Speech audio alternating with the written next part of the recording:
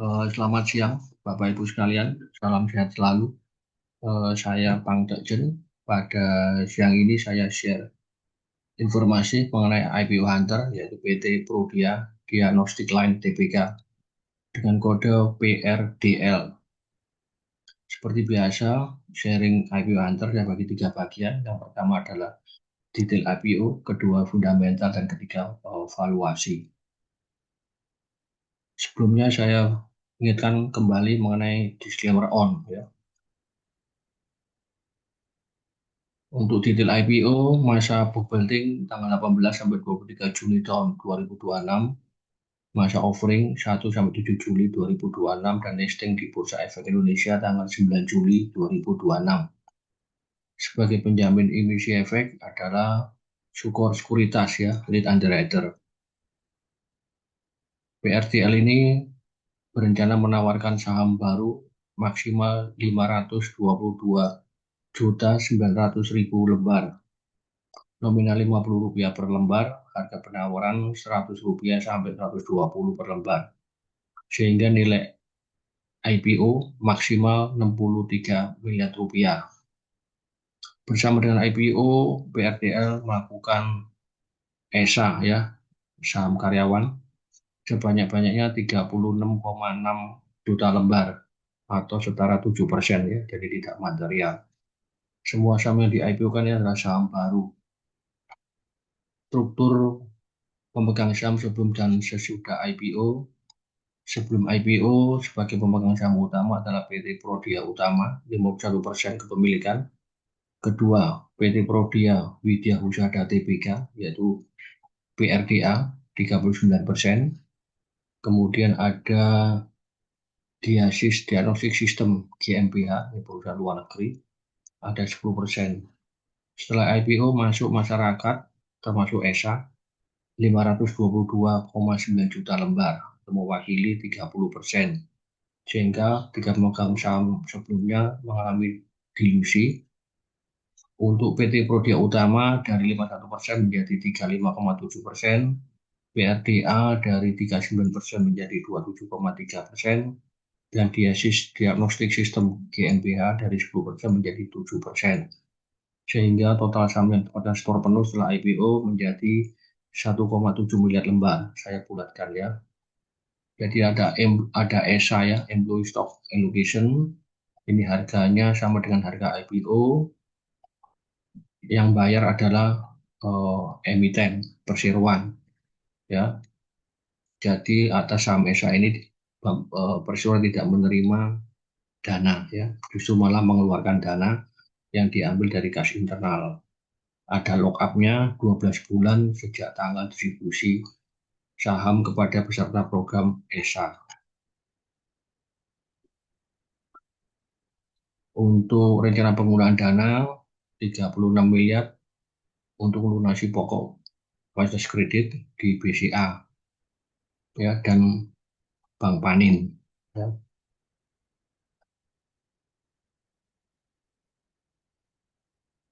Kemudian 29% untuk capek, ya, untuk capek. Vendornya ini tidak terafiliasi, ya. Kemudian yang berikutnya sekitar 9% untuk modal kerja.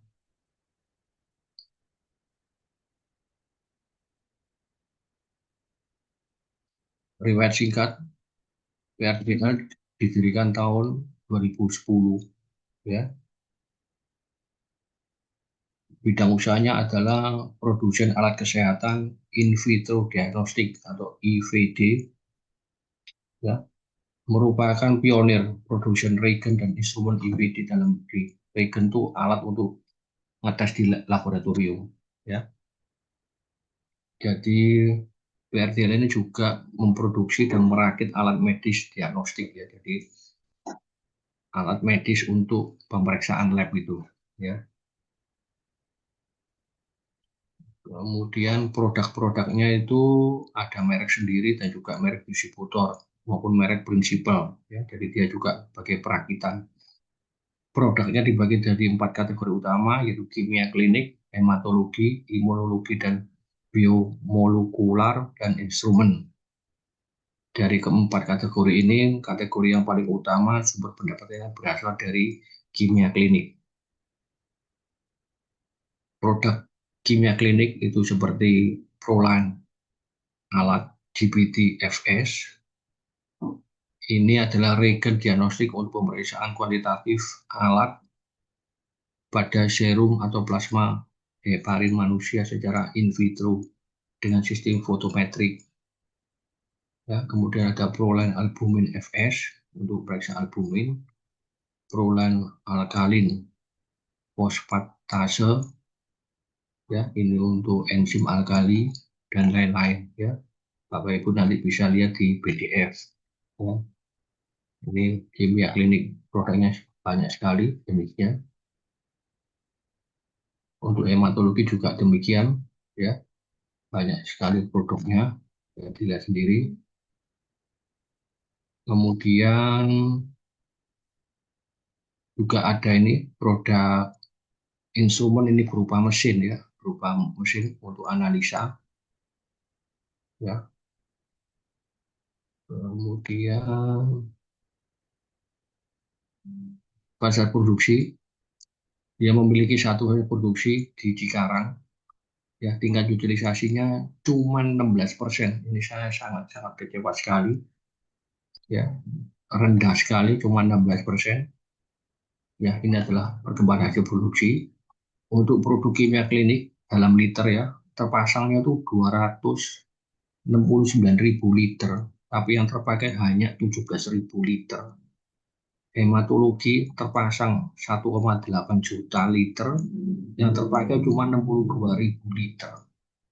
Produk imunologi dan biomolekuler dalam tes, satuannya tes itu 50 juta tes, yang terpakai hanya 2.700 tes.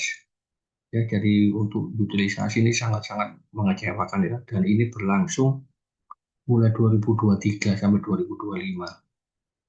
Untuk pemasaran dan penjualan, ini untuk customernya itu ada puskesmas, dinas kesehatan, rumah sakit RSUD, rumah sakit swasta, dan lain-lain. Untuk geografinya itu menjangkau 370 dari 514 kabupaten, ya, di 38 provinsi. Untuk proses penjualan dibagi tiga, itu penjualan putus, penjualan melalui e-katalog, dan pengadaan. Ya, pengadaan ini berbasis proyek. Ya. Ya, ini Bapak Ibu bisa lihat, ya, breakdown dari penjualan. Ya, untuk penjualan tahun 2025 itu 74 miliar, disumbang dari kimia klinik 60 miliar, ya, jadi sangat besar kontribusinya. Hematologi 4 miliar, instrumen itu yang mesin-mesin itu 8 miliar, yang lainnya kecil sekali. Untuk persaingan usaha sangat tinggi. Beberapa pesaing itu seperti PT Virgio Diagnostik Indonesia, PT Labio Sistem Manufaktur, PT Fortis Diagnostik Indonesia, PT Central Medica Indonesia, dan PT Presisi Diagnostik Indonesia. Untuk pangsa pasar, ada keterangan bahwa hingga saat ini Pasuruan telah melayani sekitar 7.300 fasilitas pelayanan kesehatan atau 53% dari target pasar. Jadi cukup besar, ya, pangsa pasarnya. Untuk kapasitas sangat mengecewakan. Risiko utamanya adalah ketergantungan terhadap belanja pemerintah pada sektor kesehatan. Ya, jadi milestone-nya 2010 itu didirikan, 2011 itu bermitra dengan Diasis yang dari luar negeri. Ini merupakan salah satu produsen IVT terbaik di dunia. Kemudian meresmikan fasilitas produksi di kawasan industri Jabodetabek 3 di Cikarang. 2011 produksi perdana untuk produk triglycerid FS sebanyak 4 liter, ya, dan seterusnya. Bapak Ibu bisa baca. Kemudian untuk diagram kepemilikan saham kelompok usaha, di sini sebagai pemegang saham pengendali itu ada beberapa pribadi yaitu Andi Wijaya, Gunawan Prawiro Suharto, Handoko Suryadi, dan Justini Hidayat, serta Elizabeth Listiani W. dan Aryati Utama. Ini pengendali. Ya. Ini adalah manajemennya. Komisaris Utama Andi Wijaya, ya, pengendali, umurnya 92 tahun, sudah sangat tua. Dia termasuk founder, ya, pendiri dari Direktur Utama Prudia. Ya, Bapak Andi Wijaya memiliki hubungan afiliasi dengan pemegang saham utama. Kemudian ada Dr. Anda Endang sebagai komisaris, umur 75 tahun. Ini juga memiliki hubungan afiliasi dengan pemegang saham utama. Kemudian sebagai direksi, ini direktur utamanya Ibu Kristina Sanjaya, umur 46 tahun, masih muda, tidak memiliki hubungan afiliasi dengan Dewan Komisaris dan Direksi, dan tidak memiliki hubungan afiliasi dengan pengendali perseroan dan pemegang saham utama. Jadi profesional. Direktur marketing Ibu Eka Herawati, juga profesional, umur 47 tahun. Kemudian direktur operasi Ibu Prasti Sulanjari, 43 tahun, juga profesional. Direktur teknis Ibu Lucia Hermi Nawati, umur 47 tahun, juga profesional. Direktur keuangan Ibu Cecilia Dewan Krismawati, umur 39 tahun, juga profesional, ya. Jadi di sini jajaran direksinya profesional semua, tidak ada afiliasi dengan direksi, jajaran komisaris, direksi, komisaris, dan pemegang saham. Untuk asetnya, untuk PRDL ini asetnya 194 miliar rupiah, ya, di bawah 200 miliar, termasuk perusahaan menengah, ya. Untuk ekuitasnya 83 miliar rupiah, total liabilitas 111 miliar rupiah. Untuk pendapatan ini dari 2023 112 miliar, 2024 turun 59 miliar, 2025 naik sedikit di 74 miliar. Laba usaha 2025 24 miliar, laba bersih 17 miliar. Untuk syarat konvenen dari perbankan memenuhi, ya. Ini untuk pendapatan tahun 2024 dibanding 2025. Ini untuk pendapatannya naik 27%. Ya, ini karena meningkatnya volume penjualan dan juga peningkatan jumlah distributor. Laba kotor naik 31% karena efisiensi biaya overhead pabrik, juga peningkatan volume produksi.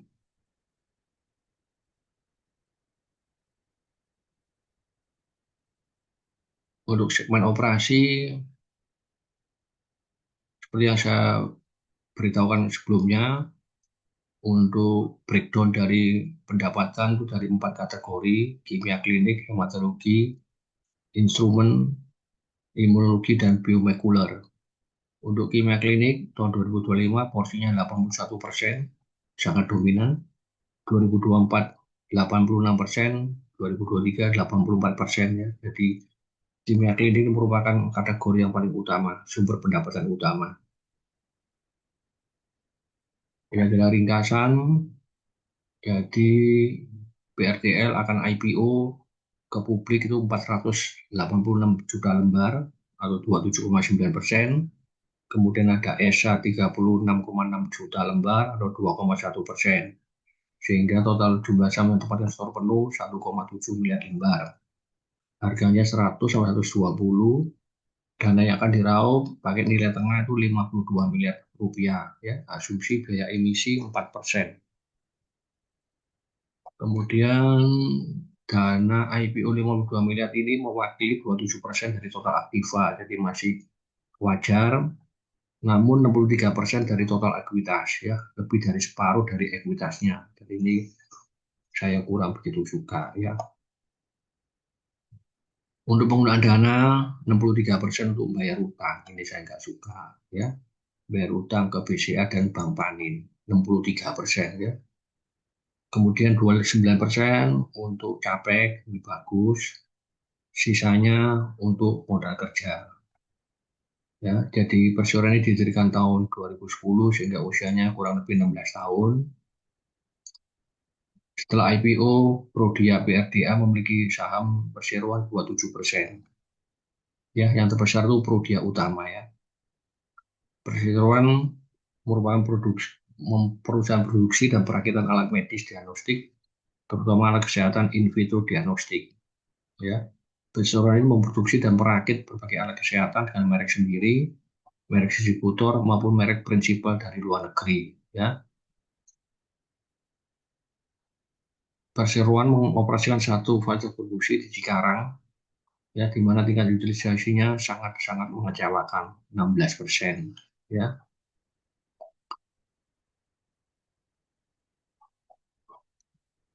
untuk jajaran direksi usianya berkisar 39 sampai 47 tahun, ya, muda dan profesional.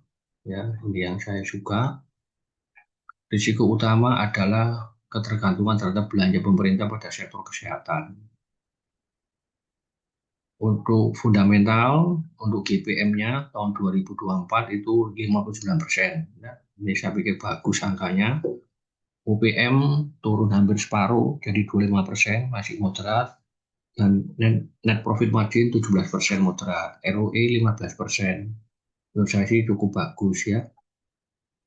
Jauh di atas inflasi dan deposito. Untuk 2025, GPM-nya naik sedikit jadi 61% dari 59%, bagus. OPM-nya naik menjadi 32% dari sebelumnya tahun lalu 25%. NPM juga naik dari 17% tahun 2024 menjadi 2023% tahun 2025. ROE juga naik menjadi 20% di tahun 2025 dari 2024 15%. Untuk DER-nya 130% terkendali moderat. Untuk ICR, kemampuan membayar bunga double digit 13 kali. DSCR-nya kemampuan bayar utang kalau jatuh tempo itu 3 kali. Jadi dari sini saya menilai kondisi fundamental perusahaan adalah bagus ya. Tidak sama dengan Jelly. Bagaimana valuasinya? 2027 saya perkirakan laba bersihnya 25 miliar rupiah. Sedangkan 2025 tercatat 17 miliar rupiah. Jadi saya pikir 25 ini cukup masuk akal ya. Sehingga EPS-nya 2027 ketemu 14 kali. Dengan harga IPO 100 sampai 120 ketemu PI-nya 7,1 sampai 8,6 kali di bawah 10 ya. Menarik ini. Untuk book value-nya 1,3 sampai 1,6 kali ya. Jadi valuasi menarik, benar-benar bagus. Saya beri rating trading buy ya. Kenapa trading buy? Karena ini perusahaan yang asetnya tidak begitu besar ya, kurang dari 200 miliar rupiah. Bagaimana valuasinya? Saya bandingkan dengan sektor hospital, ada mitra keluarga, HIL, Silo, BMHS, PRDA, CARE, MTMH, DKHA, DGNS, dan PRDL. Kita lihat dari PI 2007 yang di bawah 10 itu ada PRDA 8,7 kali dan PRDL 7,86 kali. Yang lain double digit semua ya, 13, 20, 40 ya. Dari price book value PRDA di bawah 1 kali, DKHA di bawah 1 kali, PRDL 1,4 kali. Yang paling tinggi CARE 4,6 kali, MIKA 3 kali, HIL 2,34 kali ya. Dari PEG price earning growth, MIKA di bawah 1 kali, BMHS di bawah 1 kali, PRDA di atas 1 kali, PRDL di bawah 1 kali. Bagus. Untuk DER semuanya di bawah 100% kecuali PRDL 134%. Tapi angka ini masih terkendali ya. Jauh di bawah 200%. 300% baru lampu merah ya. OPM UPM PRDL yang paling tinggi 32%, disusul kemudian Mika 29%. Yang lain-lain malah ada yang 3%, 5%, ya. Kemudian RUOC, RUOC PRDL tidak tercatat, ya. SPBD nggak tercatat, ya. Dari sini saya memilih saham pilihan adalah BRDL karena dia mendapat banyak warna hijau, ya. Untuk rasio KPTA, kapitalisasi pasar dan total aset, BRDL di bawah 1 kali, ya. DKH 1 kali, MTA 1 kali, BRDL 1 kali, Mika yang paling cukup tertinggi kedua 2,26 kali, yang paling tinggi itu CARE 3 kali, ya. Jadi kapitalisasi pasar dibagi total aktiva. Semakin tinggi angkanya semakin mahal. Ya, jadi Bapak Ibu sekali lagi saya ingatkan disclaimer on, ya. Keputusan jual beli ada di tangan Ibu sekalian. Sampai di sini ya Bapak Ibu sekalian sharing informasi mengenai IPO Hunter PRDL, ya. Kalau ada kata yang kurang berkenan saya minta maaf, dan kalau ada yang masih ditanyakan bisa ke WA ke saya, ya. Nanti PDF saya share ke WA. Kalau ada ditanyakan silakan WA saya, ya. Terima kasih Bapak Ibu, salam sehat selalu, Tuhan memberkati kita semua.